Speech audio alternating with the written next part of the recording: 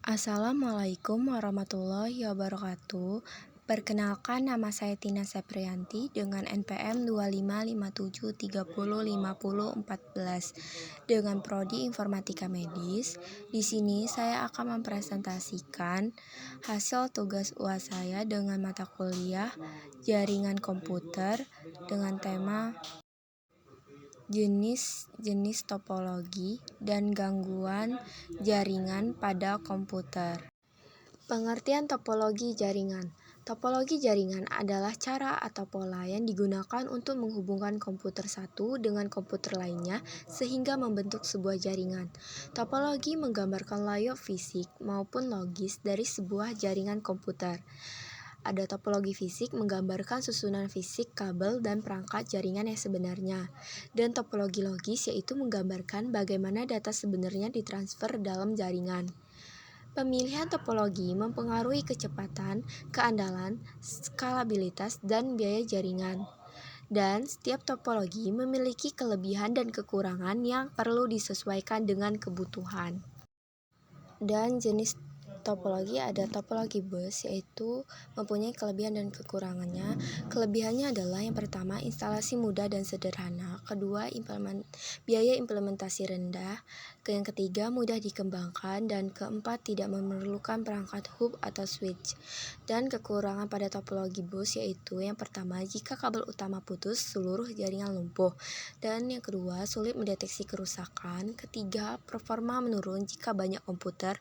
Dan keempat, panjang kabel terbatas yaitu sekitar 185 meter sampai 500 meter. Lalu ada topologi ring yang berbentuk cincin. Topologi ring menghubungkan setiap komputer dalam bentuk lingkaran, yaitu ring. Data dikirim searah token passing dari satu node ke node berikutnya hingga mencapai tujuan. Terdapat kelebihan dan kekurangannya. Kelebihannya yang pertama, transfer data stabil dan konsisten. Kedua, tidak diperlukan server pusat. Yang ketiga, tidak terjadi tabrakan data. Dan yang keempat, mudah dirancang dan diimplementasikan. Lalu kekurangannya, yang pertama, jika satu node rusak, seluruh jaringan terganggu. Yang kedua, sulit menambah atau mengurangi komputer. Yang ketiga, transfer data lambat, melewati banyak node. Dan keempat, butuh penanganan khusus untuk token. Lalu ada topologi star yang berbentuk bintang. Topologi star menghubungkan semua komputer ke sebuah perangkat pusat, hub atau switch. Semua komunikasi data melewati perangkat pusat tersebut. Ini adalah topologi umum yang digunakan saat ini. Mempunyai kelebihan dan kekurangan, yaitu kelebihannya adalah 1. Mudah mendeteksi dan mengisolasi kerusakan. Kedua, kerusakan satu node tidak mengganggu lain. Yang ketiga, mudah menambah atau mengurangi node. Yang keempat, performa tinggi karena koneksi dedikasi. Kekurangannya yaitu pertama, memerlukan lebih banyak kabel. Yang kedua, jika hub atau switch rusak, seluruh jaringan mati. Yang ketiga, biaya instalasi lebih tinggi. Dan keempat, tergantung pada perangkat pusat. Lalu ada topologi mesh yang berbentuk jala. Topologi mesh menghubungkan setiap komputer dengan komputer lainnya secara langsung. Ada dua jenis, full mesh, semua terhubung, dan partial mesh, sebagian terhubung. Kelebihannya yang pertama, sangat handal dalam toleran terhadap kegagalan. Yang kedua, data dapat dikirim melalui berbagai jalur. Yang ketiga, keamanan data yang tinggi.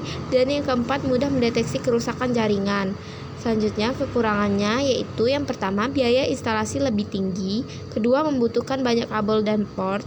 Yang ketiga, instalasi dan konfigurasi sangat kompleks. Dan keempat, pemeliharaan yang sulit. Lalu ada topologi tree dan hybrid. Topologi tree yaitu kombinasi topologi bus dan star. Ada node induk, root, dan node cabang. Cocok untuk jaringan hierarkis atau bertingkat.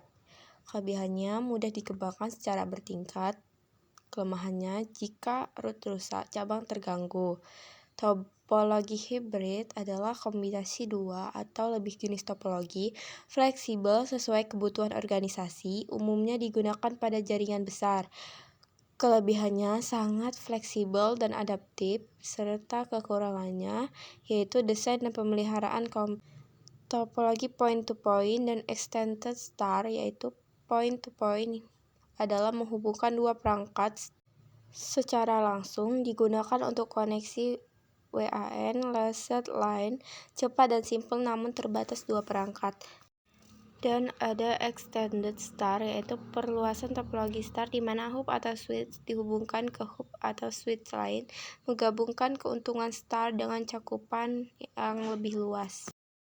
Selanjutnya, gangguan-gangguan pada jaringan komputer. Yang pertama ada kabel putus atau rusak. Kabel jaringan terputus, tertekuk berlebihan atau konektor longgar menyebabkan koneksi terputus. Yang kedua, overheating perangkat. Panas berlebih pada router, switch, atau server menyebabkan perangkat mati mendadak atau bekerja tidak optimal. Ketiga, kerusakan hardware. Kerusakan NIC network interface card, hub switch, atau router menyebabkan jaringan tidak berfungsi. Keempat, gangguan tegangan listrik. Fluktuasi daya, lonjakan listrik, atau pemadaman dapat merusak perangkat jaringan. Kelima, ada interferensi sinyal nirkabel. Gangguan frekuensi dari perangkat lain atau hambatan fisik melemahkan sinyal Wi-Fi.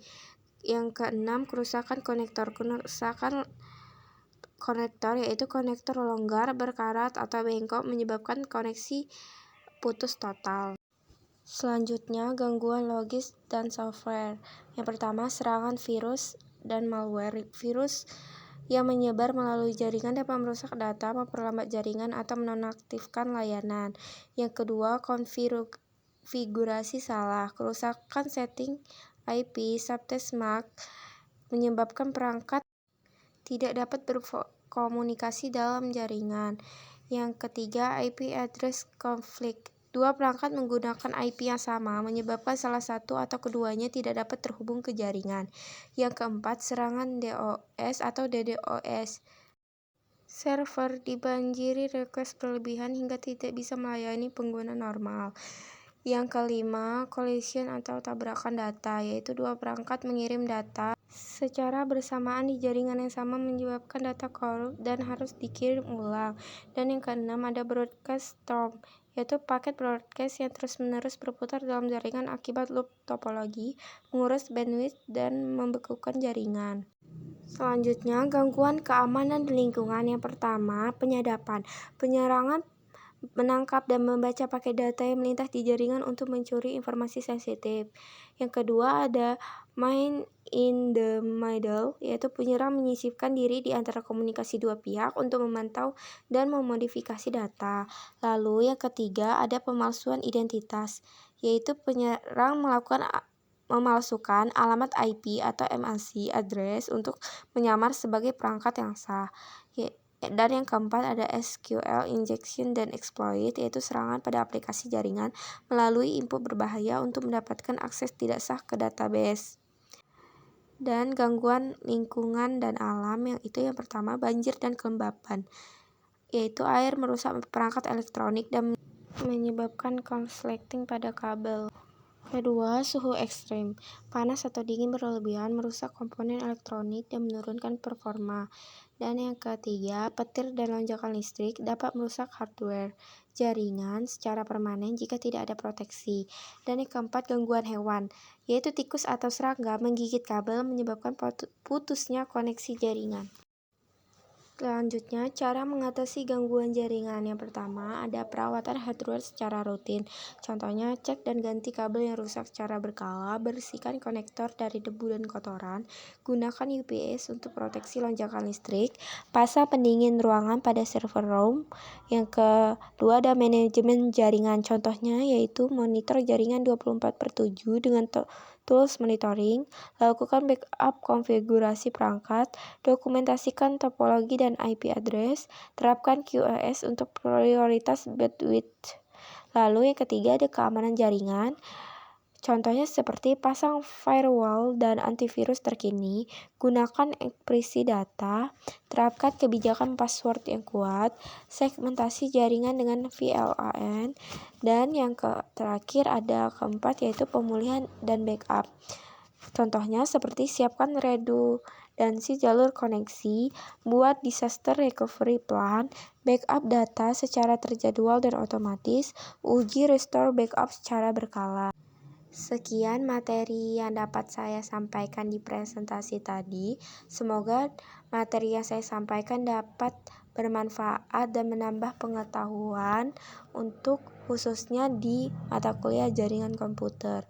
Terima kasih. Wassalamualaikum warahmatullahi wabarakatuh.